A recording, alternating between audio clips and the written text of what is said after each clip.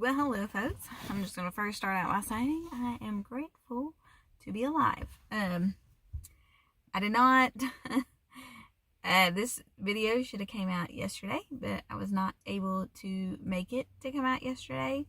We are on Psalm number 109, and I just want to tell y'all, please pray for me. Please pray for, everyone. Please, if you have a prayer request, please leave it in the comments. But I actually woke up in the middle of the night, the night before last. It went in just excruciating pain, and my husband had to take me to a little ER that morning, and I had to get all kinds of scans, poked, prodded, everything else tested, and all the tests came back inconclusive, which is just lovely. It is, but the doctors are, thinking that it could be my gallbladder, it could be something else, just causing some issues. But, I'm just thankful for God because I'm still alive. Because there was at one point I thought, all right, this is a lot of pain. I don't know how much more I can deal with.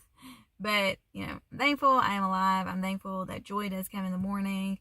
I'm thankful that, I'm here, and yeah, it was inconclusive of what was actually going on, but it's okay. We're still going. It's still another day, and it's still another day that I can tell folks about the Lord, and I can tell people about Jesus. Okay, because you know what, the spiritual attacks, that is real. That is real. Okay, Psalm 109.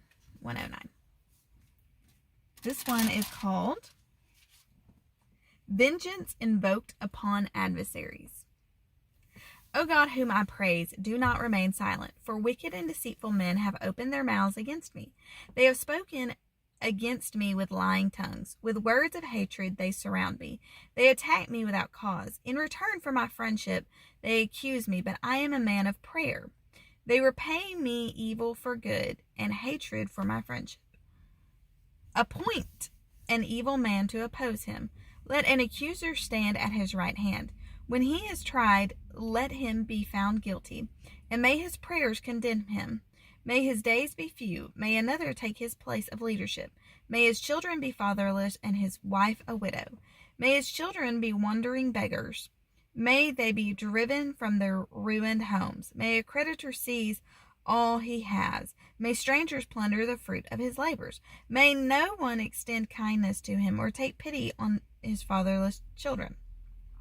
May his descendants be cut off, their names blotted out from the next generation. May the iniquity of his fathers be remembered before the Lord. May the sin of his mother never be blotted out. May their sins always remain before the Lord, that he may cut off the memory of them from the earth. For he never thought of doing a kindness, but hounded to death the poor and the needy and the brokenhearted. He loved to pronounce a curse. May it come on him. He found no pleasure in blessing. May it be far from him. He wore cursing as his garment. It entered into his body like water, into his bones like oil. May it be a cloak wrapped about him, like a belt tied forever around him. May this be the Lord's payment to my accusers, to those who speak evil against me. But you, O sovereign Lord, deal with me for your name's sake. Out of the goodness of your love, deliver me, for I am poor and needy, and my heart is wounded within me. I fade away like an evening shadow. I am shaken off like a locust.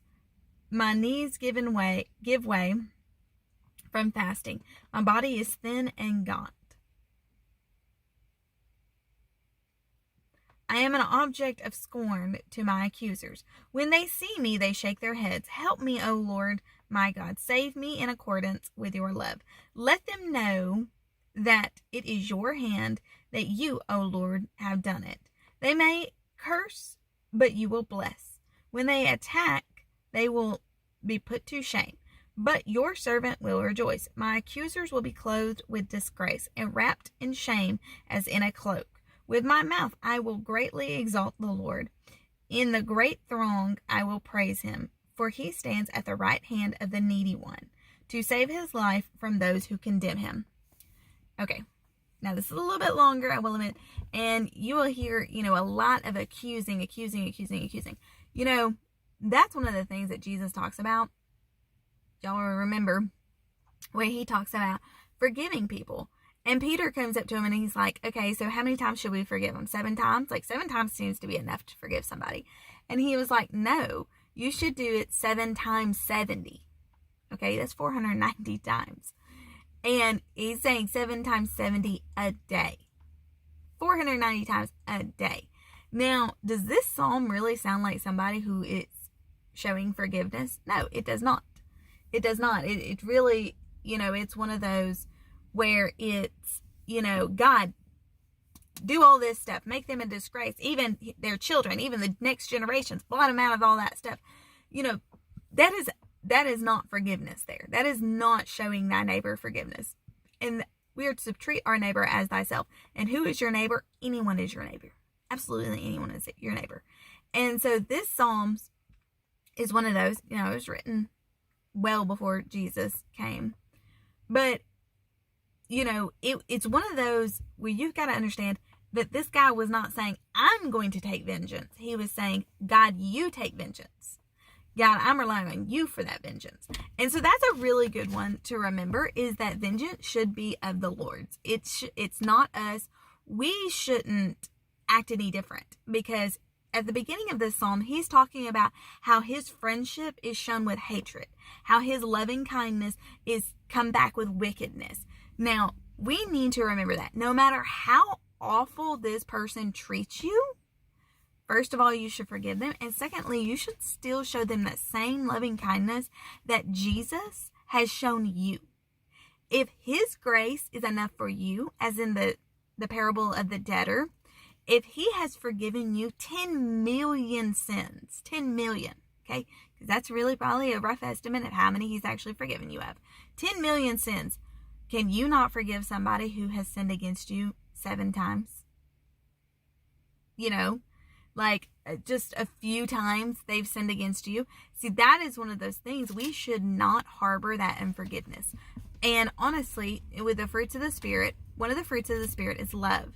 But love is what everything else is based upon. Without that love, you have nothing. We have to have that love. We have to have that loving kindness and treating those people.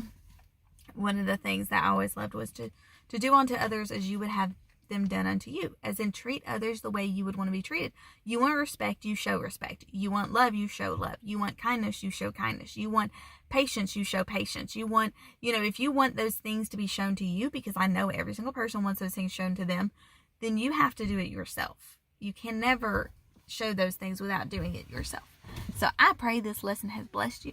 I pray the Lord blesses you, keeps you, makes his face shine upon you, and all things is gracious unto you. And until next time, God bless you and have a wonderful day.